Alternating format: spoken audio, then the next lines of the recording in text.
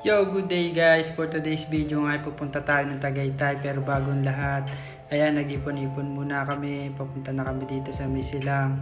Dito nga namin napili dumaan sa may sementeryo guys para medyo creepy, di ba? Ayan, medyo nagkakatakutan na kami. After nga namin dito dumaan, dito na kami dumaan sa may mini cave tunnel ng Maguyab.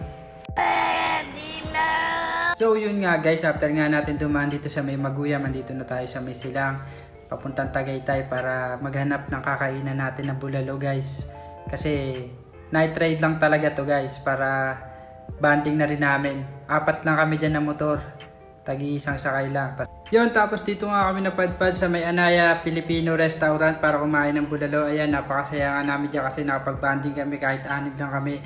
Mga nakamotor lang kami dyan guys. Tapos ito, papasok na kami dyan. Nagtatawa na kami dyan kasi parang pangmayaman tong restaurant nato. Dito kami dinala. Kasi ayun yung ambience niya guys. Parang napakaganda rito. Siyempre bumili kami ng kanin para hindi na kami mag-extra rice. Tapos ayun yung in-order namin. And kumakain na kami, mabilisan lang yan guys. Nag-timelapse nga lang kami dyan guys para mabilisan lang. Tapos ito, tapos na kami kumain, di ba? Napakabilis lang. After nga dyan ay bumiyahin na agad kami papuntang Starbucks. Para doon naman kami tumambay kasi kakatapos lang namin kumain pero bumiyahe agad kami. Tapos ayan na nga, nasa Starbucks na kami. Papunta na kami ng parking lot para doon mag-park kasi syempre parking lot yun eh.